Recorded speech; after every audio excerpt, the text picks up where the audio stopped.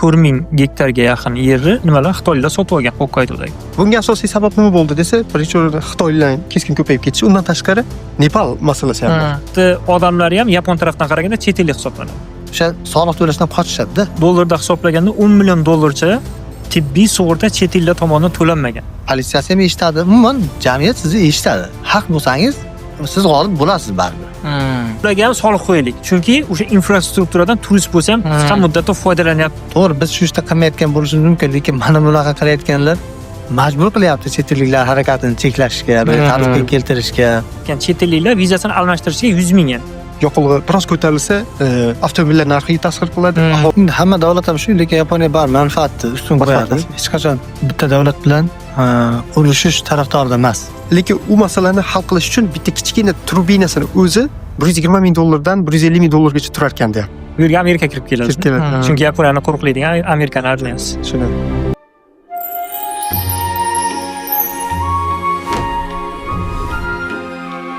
Yaponiya sadosi. Barchaga assalomu alaykum. Bugun biz Nagoya shahrida Senpai akalarimiz bilan Yaponiya sadosi YouTube kanalida Xudo xolis birinchi podkastimizni olishni reja qildik. Bugungi podkastimizda biz asosiy ikkita mavzu haqida gaplashamiz. Birinchisi aynan chet elliklarni vizasini almashtirayotgandagi to'lov keskin tarzda oshganligi va undan tashqari hozirgi kunda Yaponiya va Xitoy orasidagi munosabatlar haqida gaplashamiz. Demak, aynan hozirgi kunda Yapon jamiyatida nimalar bo'lyapti? Bu haqida bizga Xudo xolisa Dilshod Zakirov tushuntirib beradi. Jamiyatdagi o'sha birinchi narsa o'zgarishlardan bittasi chet ellikka nisbatan bosh vazir o'zgargandan keyin chet elliklarga nisbatan ko'proq ya'ni bosim deyish mumkindir balki, ya'ni chet elliklarga nisbatan ko'proq har xil gaplar, tanqidlar ko'payisha boshladi. Lekin buni ortida aynan umumiy chet elliklar emas, qaysidir millatlar yotibdi orqasida. Ya'ni aynan umumiy, masalan, Yevropa davlati, Amerika yoki Avstraliya emas. Aynan qaysidir millatlar qo'yilgan va aynan o'sha millatni o'zini aytmasdan umumiy chet elliklar degan narsada bo'lyapti bu narsa. Demoqchi bo'lganingiz, aynan umumiy chet elliklar emas, qaysi bitta davlatni qilgan ishi uchun umumiy chet elliklarga nisbatan shunday norozichilik kayfiyati bor. Chunki aynan o'sha davlatni odamlari ham Yapon tarafdan qaraganda chet ellik hisoblanadi. Bular chet ellik degan ma'no aytayotgan so'zini ortida aslida qaysidir millatni nazarda tutyapti. Aynan nimaga qarshi norozichilik bo'lyapti? Aynan nima? Chet elliklarni kirgizmaslikmi yo ularga? Bu yerda norozilikni ortida, masalan, har xil o'sha televizorda ham aytayotgan narsasi, misol uchun mana oddiy Tokioda chet elliklar, ayniqsa Xitoydan kelganlar ko'p uylarni sotib olishyapti. Bu narsani sotib olishi yillik 15-20% narx oshishiga olib kelyapti-da. Yaponlar bo'lsa, endi uy olaman deb yig'ib qo'ygan puli yetmay qolyapti-da, yana oshib ketyapti. Masalan, 1-2 yildan keyin olaman desa, u yana 2 yildan keyin yana oshib boraveradi. Bu odamlarni bitta noroziligiga olib kelayotgan sabablardan bittasi, ya'ni uylarning narxini oshishi. Ikkinchisi, ya'ni hali hamma joyda ham nima qilmagan, chiqmagan xabarlardan Hokkaydoda juda katta miqdordagi yerni 4000 gektarga yaqin yerni nimalar Xitoylar sotib olgan Hokkaydodagi. Va bu nimasi yaqinda yangiliklarda chiqayotgan narsa, armiya hudud, ya'ni Yaponiyani o'zini himoya qiluvchi armiyasi hududiga yaqin joylarni sotmaslik haqida qaror chiqaramiz degan narsa chiqyapti. Buni ortida o'sha Hokkaydoda o'sha Amerika armiyasi va Yaponiya armiyasi joylashgan hududni atrofidan Xitoyliklar o'sha yaqin hududdan yer sotib olgan. Buni orqasida mana bunaqa narsalar bor. Va o'sha orqali Yaponiyada chiqayotgan narsa Xitoyliklarga yoki bo'lmasa boshqa davlatlarga u davlatdagi odam o'zini davlatida uy olgan payti egalik huquqi bo'ladigan bo'lsa, Yaponiyada uy olsa ham ularga egalik huquqi berish, agar egalik huquqi emas, ishsiz huquqi beriladigan bo'lsa, Yaponiyadan shunaqa qilish. Misol uchun Xitoyliklar Yaponiyaga qiziqishining sababi o'sha. Ya'ni uy oladigan bo'lsa, unga egalik huquqi beriladi. Lekin Xitoyda uy oladigan bo'lsa, siz egalik emas, ishlatish huquqi beriladi sizga, foydalanish huquqi. O'shanaqa davlatlarga nisbatan Yaponiyada yer olsa ham, chunki Yapon borib Xitoyda uy olsa ham egalik huquqi bo'lmaydi, ishlatish huquqi bo'ladi. Demak, Xitoyliklar Yaponiyaga kelib turib uy oladigan bo'lsa, unga egalik emas, ishlatish huquqi beraylik degan narsani o'ylab chiqishyapti. Mirzolar, siz nima deysiz? Aynan siz. Hozir Dilshod aytgandek, o'zi umuman norozi kayfiyat Yapon jamiyatida ancha oldin paydo bo'lgan, faqat buni yuzaga chiqarmayapti. nima bo'lyapti desa, haqiqatan ham jamoaviy tartiblar chet elliklar tomonidan yani buzilishlar holati juda ham ko'p bo'lyapti. Masalan, Yapon jamiyatida deyarli eng kechi bilan o'zi 9:30 lardan keyin kechasi hamma dam oladi. Hech qanaqa shovqin-suron qilinmaydi. Oilaliklar ham imkon qadar farzandlarini o'sha shovqin qildirmaslikka harakat qiladi va hamma yotadi. Chunki ertasi kuni ishi bor boshqa. Ammo lekin hozir mana shu yapon tilida Minpak deydi, Airbnb'lar shu sohasi deymizmi, biznes rivojlangandan keyin Xitoyliklar juda ham ko'p mashinalar sotib olyapti. Uni Airbnb qilib qo'yyapti va Xitoydan turistlar juda ham ko'p keladi Yaponiyaga. Va kechalari karaoke qilish, qo'shiq aytish, keyin axlatlarni tashlayotganda ham ajratmasdan tashlaydi. Yaponiyada bilasiz, har bitta axlat masalan plastikka, salafanga qayta ishlanadigan qayta ishlaydigan bo'linadi. Yonadigan, yonmaydigan shu axlatlarga bo'linadi. Bu narsalar hammasi aralashtirib tashlashi va mana shu shovqin-suronlar o'zi Yapon jamiyatini ham ancha asabiga tegib kelayotgandi va bu safar mana bosh vazir almashganda, ya'ni siyosatda birdan chet elliklarga deb turib nima deydi, vahima ko'tarilganligi, chet elliklarni kelishini yoki Yaponiyadagi harakatlarni bir tartiblashimiz kerak deb qilingani, bu jamiyat ichidagi o'sha nimani ovozni oldida ular gapirdi. Shuning uchun hozirgi bosh vazir ham ko'p qo'llab-quvvatlov oldi. Xo'p, xitoyliklar nimaga bunaqa qilyapti deyiladigan bo'lsa, iqtisodiy holat yaxshilandi xitoyliklarda. Turistlar ko'paydi Yaponiyada xitoyliklardan. Va hozir mana Dilshod aytgandek, Xokkaydoda yerlarni sotib olish, nafaqat Xokkaydoda, umuman Yaponiya boshqa hududlarida, lekin strategik joylar sotib olyapti rostdan ham. Xokkaydoga bir xizmat safari bilan borganimizda u yerlik aholi aytayaptiki, o'sha harbiy baza atrofidagi yerlar sotib olyapti va u yerlarda antena ko'taryapti. Antena ko'tarib, ya'ni ayg'oqchilik ishlarini ham qilyapti bular. Xitoy davlati tomonidan maxsus qo'llab-quvvatlab yuborilyapti bu insonlar degan norozi kayfiyat juda ham kuchli ekan. Masalan, bitta Xokkaydo o'zida. Tokiolarda ham xuddi shu. Katta-katta binolar sotib olinyapti, investitsiya qilinyapti va Yapon jamiyatida baribir norozi kayfiyat kuchayyapti. Shunga oldinlari qanaqa bo'lgansa, biz darsda ham o'tgan edik, o'sha menejment fanida. Bundan bir 4-5 yillar oldingi bo'lgan darsda aytgandiki, hozir iqtisodiy holat xitoyliklarda oshganligi hisobiga avval hamma davlatlar Xitoyga borib, mahsulot ishlab chiqarib, dunyoga sotgan bo'lsa, endi xitoyliklar kelyapti-da, Yaponiyada ishlab chiqaryapti ekan. Nimaga? Chunki Xitoydan ko'ra Yaponiyada ishlab chiqarish ham xitoyliklar uchun qimmat emas.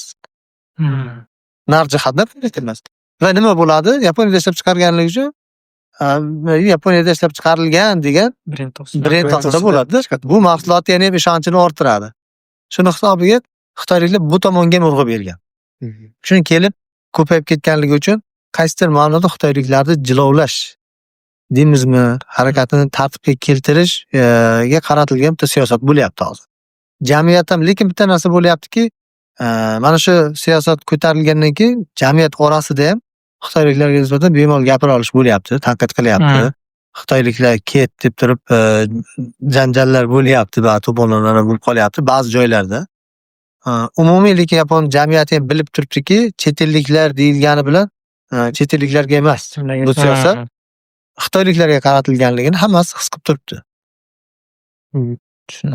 Shu bilan bir qatorda qo'shimcha qiladigan bo'lsak, biznes muhitida ham, ya'ni nafaqat turizm yoki hozirgi aytilgandek, ya'ni bukinlar, ya'ni binolar sotib olish masalasida, undan tashqari biznes masalasida ham ancha muammoli vaziyat bor. Ya'ni oldin biznes viza olishingiz uchun investitsiya kiritishingiz kerak bo'lardi.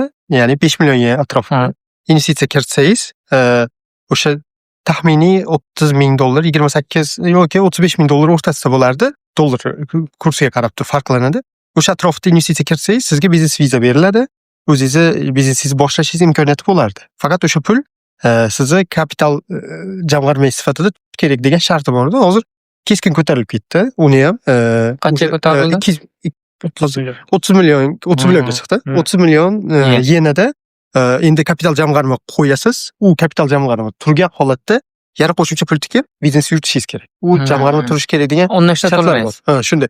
Bunga asosiy sabab nima bo'ldi desa, birinchi o'rinda Xitoylar keskin ko'payib ketishi, undan tashqari Nepal masalasi ham bor. Nepalliklar kichkina bir joyni ijaraga oladi, restoran sifatida. Koreya, ya'ni Hind Koreyasi, Nepal Koreyasi deb turib, shuni sotamiz, restoran ochamiz deb 15-20 kishi, ba'zi kichik joylarda 30 kishigacha bo'lgan odamlarga vizani olib beradi.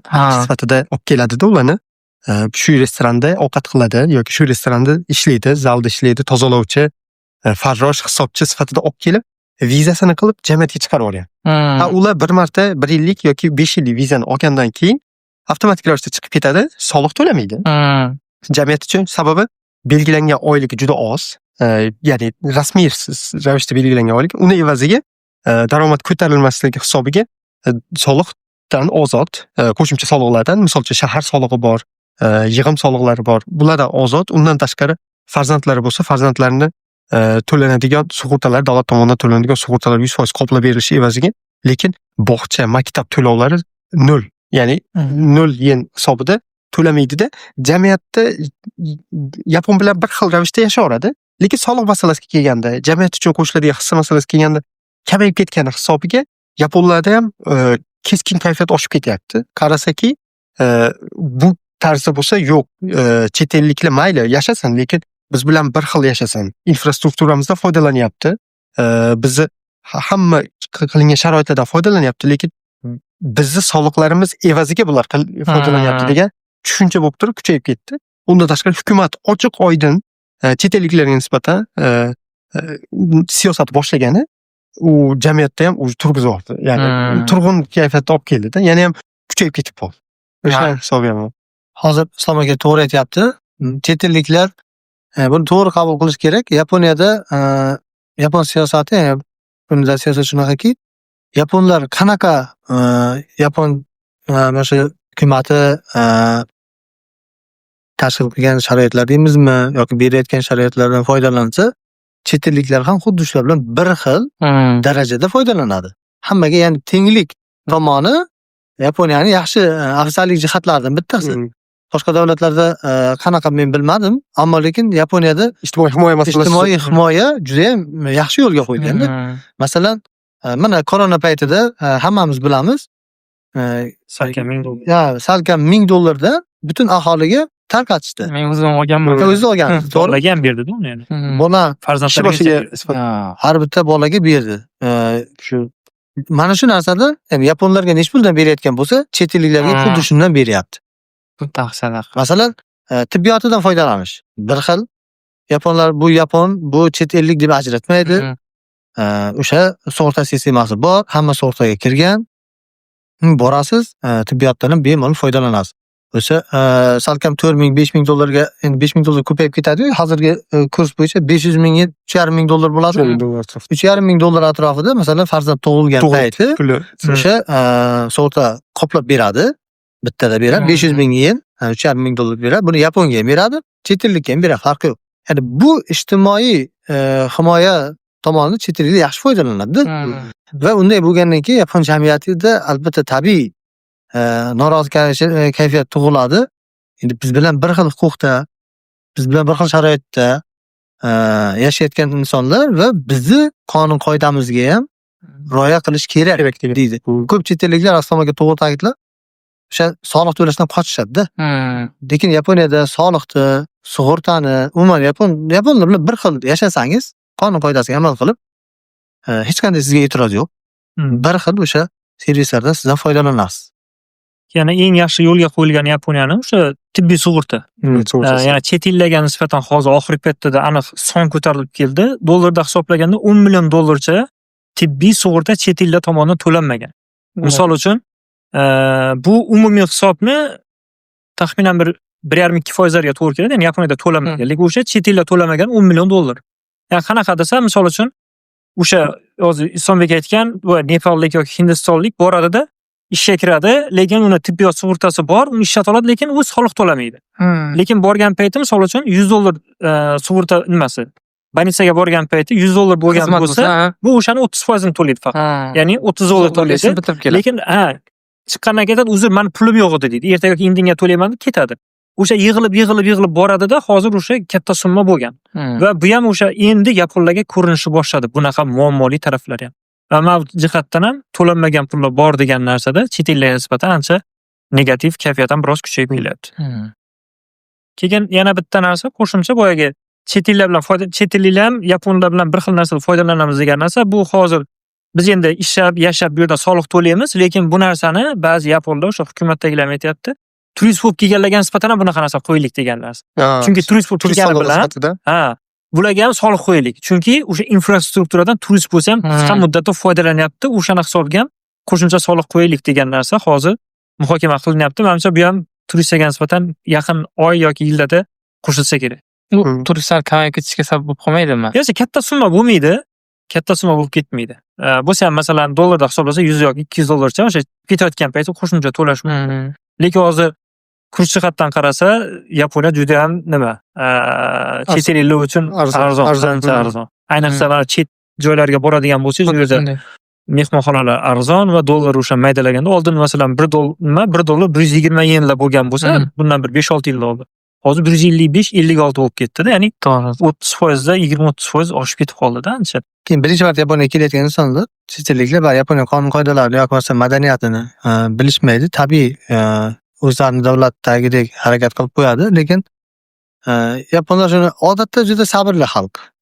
Darrov gapirmaydi. Lekin shu ham sabrni to'ldiryapti-da. Masalan, qaysi davlatdan ekanligini, millatligini ayta olmayman, lekin yaqinda Tokioda bo'lgan voqea. O'sha bilan bordik. Tokio vokzalida biroz vaqtimiz bo'lib qoldi, kutib turdik. Birov kelish kerak edi. Kutib tursak, o'zimizga, ya'ni ayniqsa O'zbekistonga yaqin bo'lgan bir millat. Oilaviy kelishgan ekan, juda ko'p kishi. Farzandlari zinapoya bor-ku, o'shani ushlab tushadigan temiriga o'tirib sirpanib tushyapti tepadan. Yaponlar bu yerdagi o'sha qorovullar deymizmi, kelib aytishyapti, "Nima qilmanglar" degan narsani ogohlantirib ketdi. Keyin ular ketganidan keyin yana chiqib yana shu ishni davom etkazyapti. Ota-onalar lekin bir marta ham aytmayaptiki, "Voy, hozir ogohlantirdi. Unaqa qilma, jim tur" degan narsani umuman aytmayapti. Bolalar bir necha marta qaytaradi. Oxir maxsus qorovul kelib, ketmasam turdi o'sha yerda. ketmasdan turib urishib berdi. Iltimos, shu voz kechasanmi yo'qmi shu ishingdan deb turib qattiq gapirdi-da. Keyin biz shunday gaplashdik-da. Endi biz hozir o'zimiz ham chet ellik bo'lganimiz uchun chet elliklarga qaratilgan siyosat sal bizga og'ir botyapti. Chet elliklar deyapti. Biz to'g'ri, biz shu ishda qilmayotgan bo'lishimiz mumkin, lekin mana bunaqa qilayotganlar majbur qilyapti chet elliklar harakatini cheklashga, tartibga keltirishga deb bir gaplashdik-da ikkalamiz. Haqiqatan chet elliklar juda o'tkazib yuborishyapti endi haqiqat. Lekin tartib qoidaga amal qilib yashasangiz, Yapon bilan bir xil huquqda yashaysiz. Masalan, nizo kelib chiqdi deylik. Bu shaxsan o'zimda hayotimda ham bo'lgan. Avariya bo'ldi. Velikda ketayotdingiz, mashina kelib turtib qo'ydi sizni. Bo'ldi, uni chet ellik bo'lganligi uchun deb turib sizni shundaygina yopdi qilmaydi-da. Advokatlar ham ishlaydi. Kerak bo'lsa oxirigacha olib borib, sizni haq-huquqingizni himoya qilib, politsiyasi ham eshitadi. Umuman jamiyat sizni eshitadi. Haq bo'lsangiz, siz g'olib bo'lasiz baribir.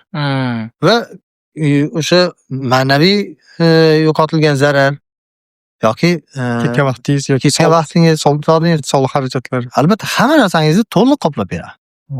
To'liq qoplab beradi. Ya'ni bu tomon agar yaxshi yaponlar bilan bir xil yashasangiz, mana shunaqa imtiyozlar yoki imtiyozlardan foydalana olasiz. Siz chet ellik degan nima desa bo'ladi? Millatchilik deymizmi, ajratishmi, jamiyatda bunaqa deyarli sezilmaydi. Men o'zim umuman masalan 3 yildan beri yashayotgan bo'lsam, umuman sezmaganman chet elliksan deb. Chunki iloji boricha qonun qoidaga amal qilib yashashga harakat qilaman. O'zim nimadirlar qilmayman. Masalan, shu yapon jamiyatida men qoida bo'yicha yashayman, lekin aytganingdek hech qanaqa chet elliksan deb ajratish ko'rmaganman. O'sha haqiqatdan nimasi, o'sha adolat degan narsani birga o'zimizda o'tgan chiroyli holat bo'lgan. O'shanda ham ya'ni endi sudgacha bormadi-yu, bizga nisbatan o'sha yaponni qilgan muomalasi boshqasida shunaqa nima bo'lgan, bitta muammo chiqib qolgan va bizni hisobimizga hal bo'lgandi o'sha. Lekin yaponlarning o'sha jihati haqiqatdan zo'r. Faqat buni suiiste'mol qilmasdan nima qilish kerak? Qadriga yetib yashash kerak.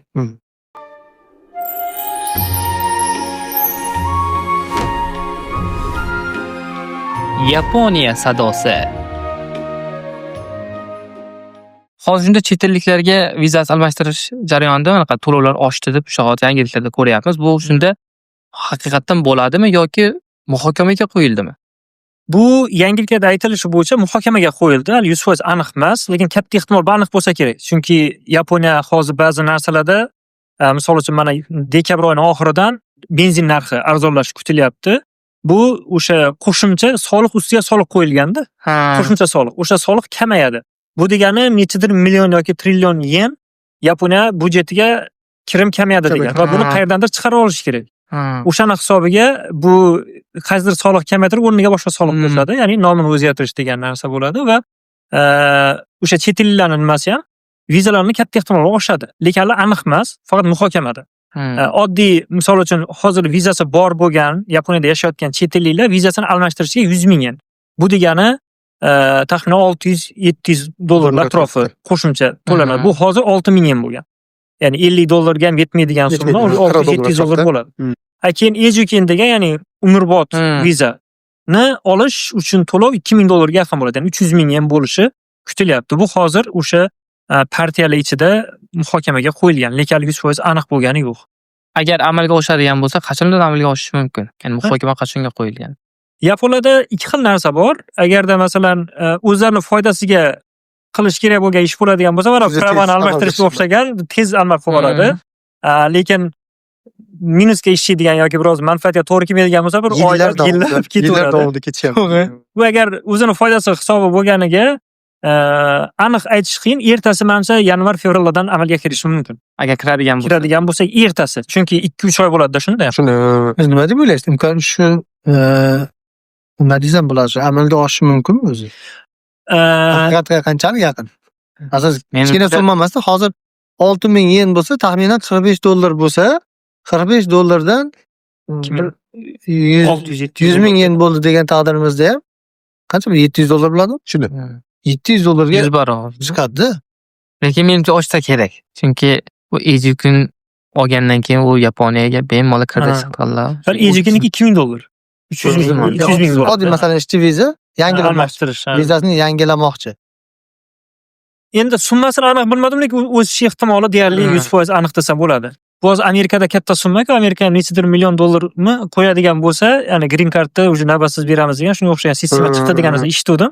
Bular o'sha Amerikadan andoza olishyapti hozir. Shunga o'xshagan narsa deb eshitdim. Ya'ni hali 100% aniq bo'lgani yo'q. Mana o'sha o'qigan, eshitgan ma'lumotlarim bo'yicha shunaqa. Voqealar rivojini. Lekin kecha nimada Facebookda guruhda O'zbekistonlarning guruhida yozgan ekan. Ejuken o'sha nimasi, vizasi 2000 dollar bo'lsa qimmat emasmi boshqa degan payti bitta ismini nima noaniq turib komment yozgan ekan. Hozir Yaponiyaga ishchi viza qilib beramiz, boshqa qilamiz deb turib 2000-3000 dollar olishyapti-ku. U odamlarga to'layapsizlar-ku, nima Yaponiya nimaga to'lamayapsizlar degan narsa aytgan. Lekin qaysi ma'noda bu jihati ham to'g'ri. Bu talabalarga menimcha boshqacharoq ta'rif bo'lishi mumkin. Balki bo'lishi mumkin. Balki talabalar o'qishga kelyapti-ku, ularni vizasini yana 100 ming qilsa, o'zi kontrakt to'laydimi?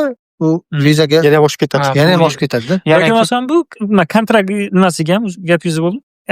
O'sha o'qishga keladigan universitet yoki maktabini kontraktiga qo'shib yuborilishi ham mumkin. O'shani hisobiga kontrakt oshishi yoki bo'lmasa bu ham nimaga qarabdir summa boshqacha bo'lishi mumkin. To'g'ri, o'zi shu paytgacha viza xarajatlari uchun alohida qo'shimcha to'lov qilinishi kerak-ku. O'zbekistonda qilib kelsa. Lekin bu ta'lim muammosi ham bor-ku, buni keyinchalik yana bitta alohida suhbat qilish kerak. Sababi yaqinda ham Mirzol aytgan bitta universitet prorektori ham aytayapti-ku, ya'ni bu Zaylda yillik salkam 1 million odam qisqarib ketishini hisobga olsak, 2030-yilga borib biz universitetga topshiruvchi talabalar soni ham keskin qisqarib, juda ko'p fakultetlar yopilib ketish ehtimoli yuqori degan narsaga ko'ryapti. Agar rostdan ham summalar bu darajada oshib ketsa, chet el talabalar ham keskin qisqarib ketish ehtimoli ham bor. Qo'shimcha xarajatlar bo'lishi. Endi balki ko'rib chiqar o'rtalikka olish. Shunday masala. O'sha student bo'yicha yana bor o'sha Xitoyga taqaladi. Yaqinda bitta narsa o'qib qoldim. Har Yaponiyadagi o'sha chet ellik studentlar 5 dan bittasi xitoylik ekanda. Juda ham ko'p. Ha, Ko'p. kelgan o'zimiz ham men topshirganman, chiqmagan stipendiya. Rotary degan stipendiya olganda ham o'shanda ham top nimasidagi darajasidagi odamlar ham xitoyliklar ko'p edida. Keyin masalan 100 ta bola topshirgan bo'lsa, shundan bir 50-60 tasi xitoylik edi. Juda ham. O'shalarga xitoyliklar ko'p berilgan. Lekin men shunda hayron qolardim. Xitoyga nisbatan norozi kayfiyat ko'p. Juda ham. Ammo lekin Eng yaxshi stipendiyalar. eng yaxshi stipendiyalar xitoyliklarni ko'p oladi. Masalan, bitta davlatdan biz eng ko'pi bilan 4 ta olishimiz kerak desa, lekin xitoyliklarda shu 8 ta bo'lardi. 8 ta. Ikki bor ko'p bola. Nimaga derdimda? Nimaga? O'zim Xitoy bilan munosabat unchalik emas. Jamiyatim ja xushlamaydi. Lekin nimaga xitoyliklar talaba ko'p oladi deb hozirgacha tushunmasdim. Endi bu yog'iga qanday bo'ladi bilmadim. Biz o'sha aholi bilan oldin ham ko'p nima Aholdan qilganmiz, boshlab gaplashganmiz. masalasi. Nimaga nisbatan, ya'ni ularda 1,5 milliard bo'ladigan bo'lsa, o'shani 1% ni oladigan bo'lsa 15 million bo'ladi-da. Shunday. Kichik davlat aholisida. Shu. Bu jihati ham borda. Ikkinchisi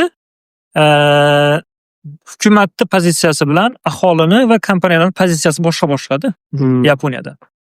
O'shani hisobi ham bor. Keyin masalan hozir stipendiyalar hukumat tarafidan emas, masalan ayniqsa Rotary kompaniyalar tarafidan nima qilinadi. O'sha kompaniyalar pul tashlaydi, o'sha yig'ilgan pulni nechtadir bolaga yoki 10 ta 100 ta bolaga beriladi va o'sha kompaniyalar ham qayerdan foyda olyapti desa, demak o'sha Xitoy orqali foyda kirib kelayotgan bo'lishi mumkin ularga.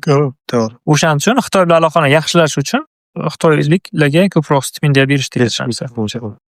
Bu yana bitta narsa, balki o'sha bu ham Xitoyga aloqador bo'lishi mumkin. Yaponiyada keyingi yildan boshlab nimaga research, ya'ni ilmiy tadqiqotlarga ajratiladigan pulni ham kamaytiramiz degan yangiliklar ham chiqyapti. Bu ham o'sha stipendiyaga va chet ellarga menimcha yana ta'sir qiladi. Albatta ta'sir qiladi. Grant kelmoqchi bo'lgan bolalarga. O'tgan yili Britaniyada bo'lgan ishda bu. Angliyada xuddi shu tavsiya qilindi-ku, ya'ni juda ko'p hind oilalari oilaviy kelib yashab bemalol o'sha ilmiy ish qilib yurgani ham cho'zilib ketgan hisobiga oilasini chaqirib bo'lmaydigan qilib viza beryapti. Ilmiy ish qilgan keladi. O'zi 2 yil yo 3 yil 5 yil qilib tezroq qaytish kerak albatta degan shart bilan. Yani ko'proq nima qilgan, o'qishga fokus qilgan deb turib buni o'ylashadi ko'proq. Shu. O'sha Yaponiya menimcha qaysidir madoz qilayotgan o'sha vizani oshirish, narxlarini yoki bo'lmasa har xil limitlar qo'yish, bu boyaga kemada joy yo'q deganni sal boshqacharoq nimada cheklovlar o'rniga shu ish yaxshiroq degan qaror. Oliver faqat sal qimmatroq degan narsada qo'yapti-da.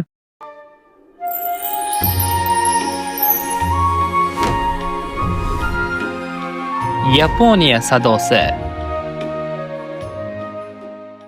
Hozir mana hammaning fikrini eshitib bildimki, ya'ni chet elliklarga bo'lgan norozilikda asosiy sabab bu xitoyliklar ekan. Endi o'zi bu Yaponiya bilan xitoyliklar o'rtasidagi sal munosabatga chuqurroq kiradigan bo'lsak, bu o'sha nimada Yaponiyaning ichida ham masalan ba'zi yaponlar bilan gaplashganda qarayman, xitoyliklar yoki boshqa chet ellarga nisbatan nima hukumatning pozitsiyasi bilan, masalan Isonbek aka ko'p yaponlar bilan aloqada nima bo'lasiz, gaplashasiz, sizlarda ham menimcha bo'lsa kerak. Ya'ni hukumatning pozitsiyasi bilan ularga qaraydigan. Nimani bu yoqdagi aholini nimasi pozitsiyasi boshqa. Chunki masalan biz ham chet ellik-ku. Lekin ko'pchilik masalan Tokioga boshqa joyga borsangiz sal boshqacha qarashadi bizga. Lekin Nagoya yoki bu atrofda yursangiz normal holat. Ya'ni kelib turib sizga gap nima qilib gapirib, "Qalaysan, yaxshimisiz?" deb gaplashishadi. Lekin masalan hozir bo'lib turgan muammolar qaysidir moda hukumatning ichidagilar bilan nima bo'lib turibdi. Bularning reaksiyasi yoki shu orqali chiqib turibdi-da. Keyin mana bu Xitoyning hozir muammosini aytadigan bo'lsak, bu muammoning orqasida boshqa sabablar ham ko'pdi. Yaqinda o'sha nimani ko'rding, orqasidagi muammolarni bittasi tushuntirib bergan, ya'ni o'sha 80-yillarda ham hozir Xitoy aytayotgan narsa bitta Xitoy, ya'ni Hitotsuno Chugoku degan narsani aytyapti. Ya'ni bitta Xitoy degan narsani Xitoy ko'p ta'kidlayapti. Lekin bu narsa Yaponlarda o'sha 80-yillardan boshlab turib o'sha paytda hukumat ham aniq bir pozitsiya bildirmagan. Ya'ni Xitoy aytayapti, biz bitta davlatmiz deyapti. Ya'ni Tayvan, Makao hammasini qo'shib biz Hitotsuno Chugoku deyapti. Oldingi nima? Yaponiya o'sha 80-yillardagi bosh vazir ham juda bir zo'r pozitsiya olgan, yaponlarga mos. Ya'ni biz bu fikrni bular aytayotgan fikrini tushunamiz va hurmat qilamiz degan narsani aytgan, lekin tasdiqlaymiz degan narsani aytmagan. Ya'ni o'sha narsa nima? Ya'ni Rika emas, Tachiba Rika emas, Sonju emas degan narsani aytganda. Ya'ni bu tasdiqlaymiz degan narsa emas. Ular aytgan bu bunaqa tushunyapti, Yaponiya aytgan bu biz bunaqa ma'noda aytmaganmiz degan narsani aytyapti.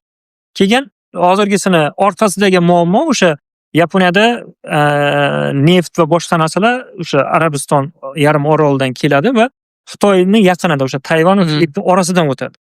Agar masalan Tayvan Xitoyning yeri bo'ladigan bo'lsa, buni atrofidagi nechadir kilometr masofa bu Xitoyning yeri bo'lib qoladi. Va bu yerdan o'tish uchun yapon kemalari o'tadigan bo'lsa, nimadan Xitoydan ruxsat olishga to'g'ri keladi. Bu o'sha nimalarni riskdan olgan holda Xitoy hozir Xitoyga nisbatan Yaponiya nima beryapti? Ya'ni reaksiya bildiryapti. Ya'ni nima deb aytyapti? VLCC deydi. Buni pastiga kiritib ketsak ham bo'ladi ma'nosini. Ya'ni 200 ming tonnalik konteynerlik kemada yuk olib 200 ming tonna. Baryer. 200 ming tonna. Nijuman ton deydi. Og'irligi 200 ming tonnalik nimada? Neft kelar ekanda bunda asosiy. Buni sharti eni 150 kilometr bo'lishi kerak ekan. Nimani? Orollar, o'sha o'tadigan, ya'ni Ko'rfaz deydimi? O'sha. Ya'ni bu yerda nima desa, Yaponiya hukumati o'zi aytayotgan narsa sea lane degan narsa, ya'ni dengiz yo'lidagi muammo. Risk Yaponiyaga nisbatan risk bo'ladi bu. Strategik hudud bo'lgani. O'shanaqa. Hudud bo'lgan hisobiga. Shunday. Bu keyin o'sha Tayvan bilan Filippin orasidan o'tadi hozir va o'shani yana bitta sharti, yana 150 kilometr bo'lsa, chuqurligi 100 metr bo'lishi kerak. Va dengiz masalan boyaga to'rtburchakka o'xshagan bundoq bo'lmaydi-ku. Unda aylanib kelgan uchburchak sifat bo'ladi-da va o'sha eng chuqur joydan o'tadi degan narsa. Bu hozir agar Tayvanni Xitoyga kiradigan bo'lsa, Yaponiyani nimasiga keladigan konteynerlarga ta'sir qiladi va agar u yerdan o'tmaydigan bo'lsa, Filippindan aylanib o'tishga to'g'ri keladi. Xarajat ko'payadi. Xarajat ko'payadi. Ya'ni bu konteynerlarning bir kunlik uzayishi 10 million yen bo'lar ekan. Ya'ni bu degani 60 ming, 70 ming dollar. Bir kun uzayishi. Agar bu uzayish orqali necha kun uzayadi bilmadim. Ya'ni bu uzayadigan bo'lsa, tan narxiga to'g'ridan-to'g'ri ta'sir qiladi degan narsa. Bu yerda bunaqa muammolar ham bor. Bunaqa muammosi bor. Ya'ni Xitoyga nisbatan hozir aytayotgan pozitsiyasi urushaman degan emas. Ya'ni ko'pchilik urush boshqa degan narsa aytayapti.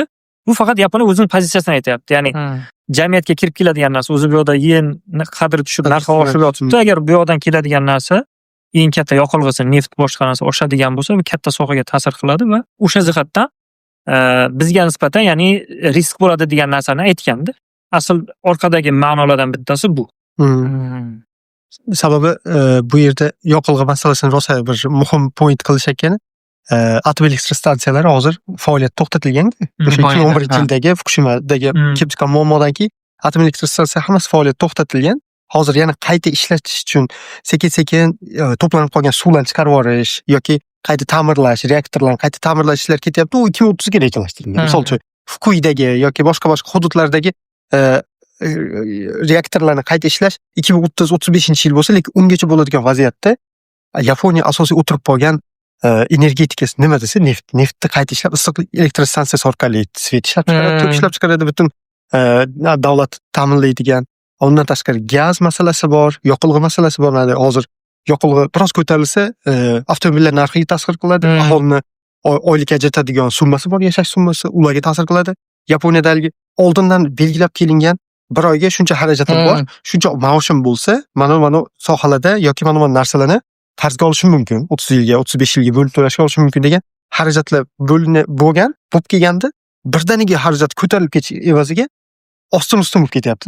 Ya'ni hali oyliklar ko'tarilmasidan keladigan xarajatlar ko'payib ketdi. O'shanga bu hududda strategik obyekt sifatida ko'rishi bu tabiiy jarayon. Ya'ni neft masalasini, sababi elektrni ham to'g'ridan-to'g'ri olib o'tadigan, tashib keladigan bir manba yo'q.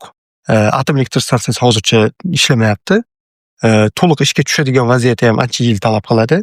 O'shaning hisobiga muammoni oldini olish maqsadida ham bu pozitsiyani qattiq ushlab olgan bo'lishi tabiiy. Ya'ni agar o'sha yoqilg'i narxi oshishi to'g'ridan-to'g'ri hamma narsaga ta'sir qiladi. Chunki hamma narsani tashish, mashina yoki bo'lmasa KAMAZ o'sha orqali yuk mashinasi tashiladi. Bu to'g'ridan-to'g'ri ta'sir qiladi. Akbar o'tgan safar gaplashganimizda Kyoto universitetidagi ilmiy izlanish qilayotgan Akbar ham aytdiki, Akbar ishi yashil energetika ekan. Yashil energetikani asosiy maqsadi nima desa, eng ko'pi atom elektr stansiyalarga borib taqaladi. Sababi atrof muhit uchun chiqaradigan zarari zeroga teng. Yo'q zarar deyarli. faqat ehtiyot bo'lish kerak bo'lgan chuy qiladigan, ya'ni eng riski borlar, risklar bor. Bular nima desa, uran masalasi, uranni ushlab tura olish, buni saqlab turishda bir xil haroratda ushlab turish uchun dengizdan suv olib kirib, o'shani har graduslarni bir xilda aylantirib turish, bu masalalar bor-ku. Lekin u masalani hal qilish uchun bitta kichkina turbinasini o'zi $120,000 dan $150,000gacha turar ekan deyapti. Endi unaqa turbinadan 265 ta qoplab chiqish kerak ekanda. Ya'ni juda ham qimmatga tushar ekanda. Yaponiya bitta reaktorni qayta ta'mirlab, qayta ishga tushirish uchun. Unga yillar ketishi mumkin ekan. U yo'sanni ajratib, pul kirib kelib, u reaktorni ta'mirlash uchun ishlab chiqariladigan xarajatlar. Uni keyin necha yilda qoplatib qaytara oladi degan narsa. Ularni ko'rib chiqishadi. Ajoyib. Aslida muammoning orqasida bunaqa masalalar Masala yotibdi-da. ko'pchilikga ko'rinmaydigan. Masalan, boshdan men ham bilmagandim, keyin chiqib qolgan o'sha ma'lumotlardan boshqadan qidirib shunaqa ekan degan narsani tushunib yetdik. Endi hamma davlat ham shu, lekin Yaponiya bar manfaatni ustun qo'yadi. Hech qachon bitta davlat bilan urushish tarafdorida emas. Urushmaydi. Ming orqasida Amerika bilan yana boshqa davlatlar yig'ilib olib biz turibmiz desa ham Yaponlar urushmaydi bar. O'shaning uchun ular faqatgina shu manfaatiga zarar keladigan bo'lsa, shu manfaatni qanaqa qilib bo'lsa ham o'zini foydasiga hal qilishga harakat qiladi. Hozir Xitoy bilan ham ayni muammo shu. Ya'ni hech qanaqa urush menimcha bo'lmaydi deb o'ylayman. Chunki Yaponiya unaqa urushadigan davlat emas. Xitoy endi hozir kuchayayotganligi uchun hamma joyga tashlab ko'ryapti. Lekin mana shu manfaatlar to'qnashuv desak bo'ladi. Urushadigan bo'lsa yana bitta qiziq nuqtasi bor. Yaponiyaning o'zining armiyasi yo'q.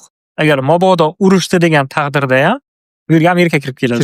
Chunki Yaponiyani qo'riqlaydigan Amerikaning armiyasi. Shuni.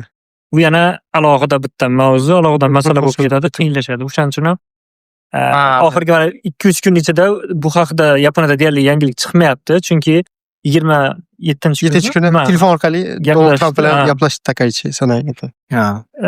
Tramp bilan Shi Zinpin telefonda gaplashgan va bo'ldi, уже нормально degan va сразу o'shandan keyin Tramp Takaichiga telefon qilganda, ya'ni Xitoyning ortiqcha jig'iga tegadigan nimalarni gaplarni gapirma, chiqishlar qilma degan.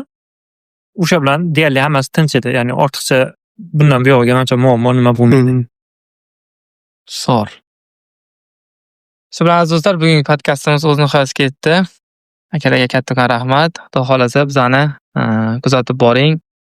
Bundan keyingi podkastlarimizda Yaponiyadagi eng yaxshi yangiliklarni e'tiboringizga havola qilib boramiz. Sog' bo'lasizlar.